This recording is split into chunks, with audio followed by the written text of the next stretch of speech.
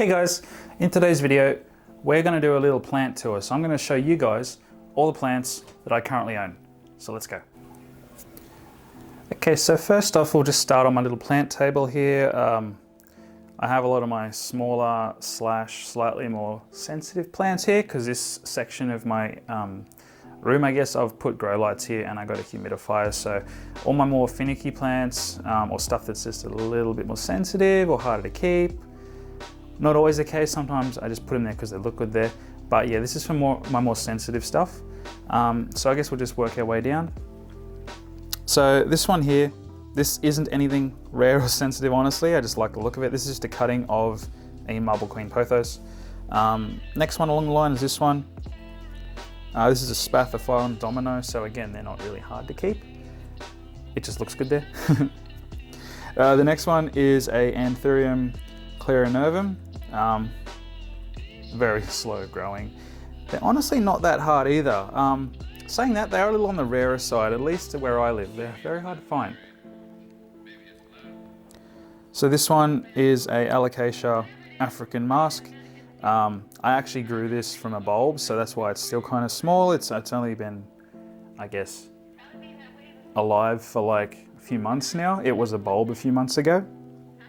Next one along the line, same story. It's another Alocasia that I've grown from a bulb. This one is a Alocasia Red Secret.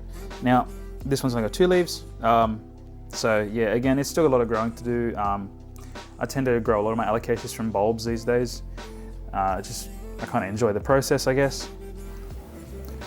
So this one is a Philodendron Marmai. It's only kind of small. These are a climbing type of philodendron. So yeah, they're kind of nice. Next one, this one here. The leaves are kind of hanging down too. This is a Syngonium Red Arrow. So yeah, kind of a nice dangling plant, I guess. This one, I'm going to be honest with you guys, I've forgotten the name. It's a type of Epiprenum. It's a ground scrambling one, but I've completely forgotten what the name is / lost the name. I had it written down somewhere and I completely forgot. So sorry, but yeah, it is a type of Epiprenum. In here I've got some small Alocasia growing, if I can kind of see them in that orange pot there, this one. So that's actually, believe it or not, a dragon scale. It doesn't look like it, but it is a dragon scale. That leaf looks a bit more dragon scaly, I guess. I've grown this one from a bulb. Same story as the one just directly behind here, this one. That's a Alocasia Yucatan Princess, which I've also grown from a bulb. So yeah, there's actually 2 of them in that pot. Just behind that, this is a Monstera Stanleyana. They're again kind of not that common in my area, so yeah, it's kind of a cool plant. They do climb, so yeah, I'm planning on it going up my wall. Next one is this basically stem here, this thing. Follow the stem up. It's only got 1 leaf at the moment. It is a type of Alocasia, so it does have a new leaf kind of coming through here. You can kind of see it's about to break off there and open up soon. I've completely forgotten the name of this Alocasia. It was kind of just, yeah, given to me, and I don't even know what it's called. It is out of the Elephania family, I know that, but it's not a proper Elephania. But yeah, sorry, I don't actually know what that one's called. Next one along the line, this is a Homolamina Camouflage. I love these. These are a very pretty plant, very thirsty plant. They do not like being dry for very long. They wilt very quickly. So I've found if you do want to keep these, try to treat them kind of like a peace lily and just make sure they're watered quite well and don't let them get dry for too long. They'll let you know when they need watering, but I've found if you get them to the point where they're having to wilt to let you know they want water too often, you end up with a very weak plant long term. It ends up producing very small leaves from that. So try to keep the watering up on these guys. Otherwise, they're pretty easy. Next one, it's another Spathiphyllum. This is a Spathiphyllum Picasso. So yeah, it's just a very highly variegated Spathiphyllum. Honestly, they're not hard though. You treat it just like any other Spathiphyllum. I will say the one thing that differs them is the lighting requirements for these is a bit different. They need slightly higher lighting, being so variegated. Otherwise, same story as a normal Spathiphyllum. Just keep the watering up. They don't like being dry for too long. Behind here I got a very sad looking Monstera Thai constellation. It's not doing well. I'm trying to bring it back. It was in a spot where I guess it wasn't getting the right lighting, I suppose, but it has a bit of burning here too. So I don't know, it might have got burnt at some point. I honestly don't know what's gone wrong with it, but I've moved it here to try to bring it back. So kind of sad because they're kind of expensive, honestly. Next one is this one here. This is a Alocasia bisma. These are really cool. They got a really kind of hard, waxy leaf. It's got a new shoot coming up here, new leaf gonna open soon. But yeah, they're a very pretty Alocasia. Next one is another one I've kind of just grown from a cutting. It's a Philodendron Black Cardinal. These get really nice once they grow a bit, but it's still kind of small, so yeah, it's got a ways to go. So this is another one of my favorites. This is a Homolamina rubescens. These are absolutely probably one of the easiest plants alongside your kind of just generic Spathiphyllum. They're very similar. Very versatile for lighting. They like a lot of water though. They'll behave just like a Spathiphyllum. They'll wilt when they're a bit dry. You water them, they stand up again. Otherwise, they're a super, thick, leafy plant that looks really good. And they're, like I said, they're pretty versatile on the lighting, but if you give them high lighting, they get lots of leaves like this. So yeah, that's the Homolamina rubescens. Absolutely beautiful plant. And of course, a Spathiphyllum. This is just your kind of common Spathiphyllum. It's not a domino or a Picasso or any sort of variegated form. It's just your common Spathiphyllum. But again, they're a great centerpiece plant because they get to a medium sort of size and they're super easy, light, versatile. Again, they like a lot of water though, so just don't let them go dry for too long. So this is a Alocasia elephant ear. These get pretty big, especially if they're outside and planted in the ground. They can get huge. Indoors, not always the case, I suppose. This one tends to fluctuate between having 3 and 4 leaves. Currently has 3 leaves, and as you can see here, there's a new leaf starting to uncurl. It produces a new leaf I've found every 3 weeks or so it pops a new leaf up. But it's really frustrating because as soon as a new leaf pops up, the oldest one, which is this one here, usually drops off. And I have a feeling it's going to drop off because it's already kind of resting on my drawers there. It was able to kind of support itself initially, and now it's kind of drooping and it's just kind of resting there. So I feel like once this new leaf fully unfurls, that leaf will fall off, which unfortunately that's just a part of Alocasias. I feel like if this had brighter lighting or it was even potted up outside, it might be able to sustain more leaves. But from where it is, it seems to go between 3 and 4 leaves, which it looks okay like that. You always want more leaves than you have with plants, I suppose. So otherwise, they're a really nice plant. They have big, beautiful leaves. So yeah, it's the Alocasia elephant ear. So this is another Alocasia, and this is probably one of my favorite ones, partially because I've had it for so long. So this is the Alocasia zebrina. It's currently got 5 leaves, and as you can probably tell there's a new leaf popping up. So this one does really well for me. For whatever reason, it always goes between 4 and 6 leaves, which is pretty good for one of these. I've had no luck with these in the past, but this one, for whatever reason, it manages to sustain a reasonable amount of leaves.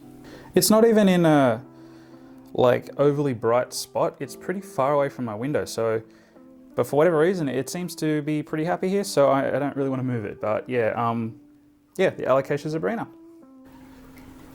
So next is the Sansevieria, also known as the snake plant. I've had this one for about 5-6 years now, and yeah, it's probably the most lowest maintenance plant I own. I basically ignore it, to be honest with you. It gets watered extremely sparingly.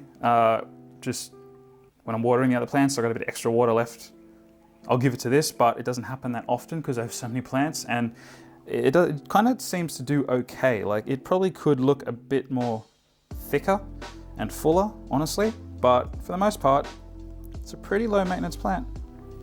Hey guys, sorry to interrupt the video, but for those of you who would like to support my channel and maybe donate to it, why not click the link below and buy me a cup of coffee?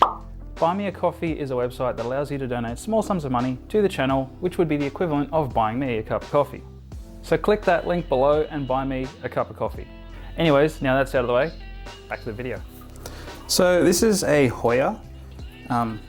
Honestly, I forget the name of the Hoya, but we'll just go with Hoya. I got one of my terrariums here, just some moss, and the plant that's in there, it's called Lucida.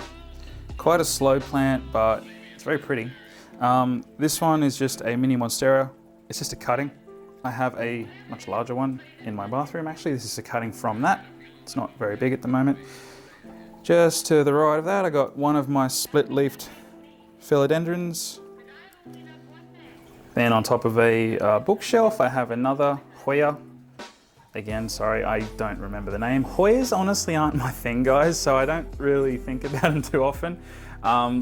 This one here is actually a cutting, which I propagated, of a Syngonium panda. So it's growing up there. It's kind of in a little Groot pot. So yeah. So this is a Philodendron Goldii. Again, it's not doing as good as it could be doing. It is on my dining table, but I feel like it's not getting enough light here.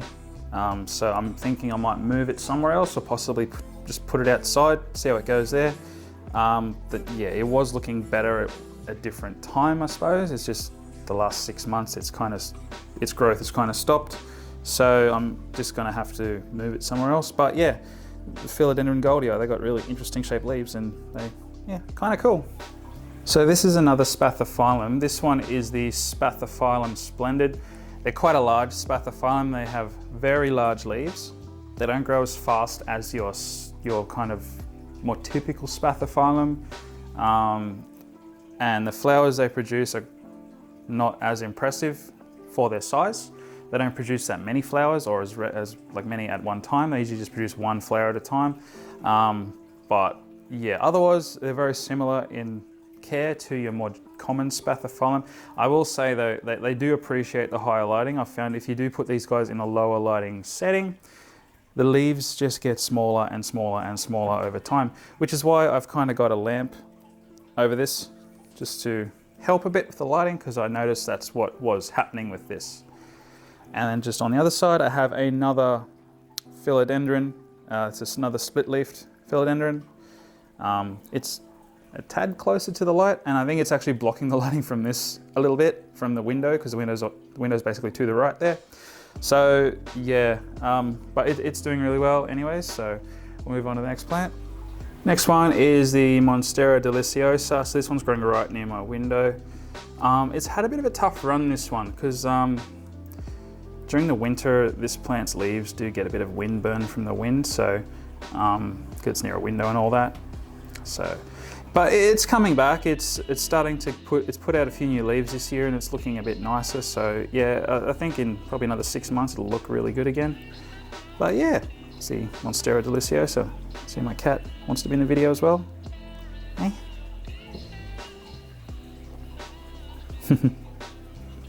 All right, next plant. So this one I've got growing up a moss pole. This is a pothos. It's a neon pothos. Yeah, super easy to keep. Give it some bright lighting. It stays nice and neon green like this. But yeah, otherwise, super easy climbing plant. So this is a Dracaena. It's a Dracaena fragrans marginata or Massingiana. I honestly don't know which way that goes, but it's one of those two. This one doesn't have the kind of lime green stripes that you'd typically see with these for whatever reason, but nonetheless, super easy plant again. Kind of slow growing though, but I've had this one about 4 or 5 years now. It's only grown a tiny little bit, despite the fact it's right near a window and it gets lots of light, so I don't know, but super easy nonetheless. So this is just some more pothos I got growing up another pole. This is just the golden pothos. It is a bit further away from the window, so its leaves are not that big. Pothos can actually get surprisingly large leaves, but it depends on the lighting. It's kind of far from the windows, so I mean, it's to be expected, to be honest with you. But it still looks kind of nice where it is, and it's just kind of always stayed there, I guess, so I've never bothered to move it. And I'm not that bothered that the leaves are small, it still looks right. So yeah, golden pothos. So this one is the Peperomia Caparata Silva. These are another easy one. They don't like too much water. I've found they rot very easily, so it's better to underwater them. Otherwise, yeah, bright to medium indirect lighting, they do okay. They're not an overly large plant though, so if you just want a small house plant, these are a good option. Just above that, I've got a dragon plant. So you can see why they call them dragon plant, because as the leaves mature, they get these splits. Kind of looks like two wings and a tail, like a dragon flying, I guess. But they're another vining plant. They're super, super easy. Bit slow growing, but yeah, very light, versatile, and kind of don't need much water. You want to keep the watering on the minimum with these two. But yeah, the dragon plant's very nice, easy plant. Then just the other side, I've got my two Rhaphidophora tetraspermas, also known as the mini monsteras. And they kind of go up my wall. That cutting I showed you before was from one of these. So they're almost touching the ceiling. But I've had these monsteras for a few years now. You may have actually seen them in some of my older plant videos. There's my old plant video on the Rhaphidophora tetrasperma. The two monsteras in that video, which were quite small plants at the time, that's these ones now. They've just, yeah, kind of taken off. And you see, I just kind of used a little kind of clips here, little for cable management that you just stick on the wall. I've just used them to kind of mount them onto the wall. So yeah, they kind of look really nice in the kind of bathroom corner, I guess.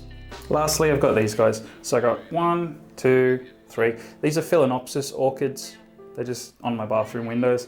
They don't have flowers at the moment because it's the wrong time of year. These generally flower in spring, and when it gets closer to winter, they lose their flowers.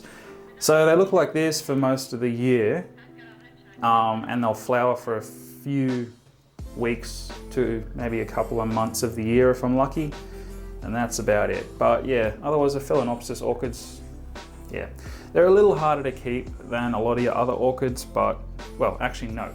They're easier than most other orchids. I mean, they're a little harder than most of your other house plants, but we'll go into that on another video maybe. So lastly guys, we're outside now. It is kind of wet weather at the moment, so I won't stay out here too long. But there's a bit of mix of things that kind of just clumped together here. I got 2 of these alpine umbrella trees. There's a Syngonium down there, a white butterfly, but it's not looking too happy. I got a rubber tree here and here. That one's the Taniki and that one's the Ruby. I've got another Monstera here. That's another Monstera deliciosa. It's only a small one.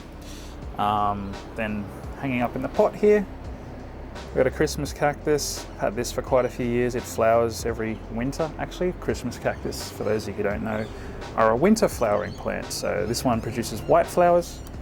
Then over here on the other side, I've got another one which produces red flowers. This one's looking a bit sad this year. It was kind of hot recently, so it's had a bit of a scorcher in the sun, but it'll bounce back in winter. They're more of a, kind of come back in their own in winter, I guess. I've got another cactus here, which I forget the name of, honestly. It's a subtropical cactus, but I've kind of forgotten what it's called. Got a variegated dwarf umbrella tree, and another Dracaena. This is a cutting of another Dracaena, Fragrans missagenata. So yeah, it's just a cutting I took about a year ago, and it's starting to finally take off, I guess. So this one does have the nice neon stripes that my bigger one is lacking for whatever reason.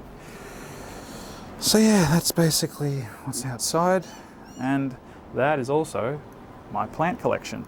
Thank you guys so much for watching. If you've enjoyed this video, don't forget to leave a like and subscribe if you're not already subscribed. But until then, I'll see you in the next video. Bye guys.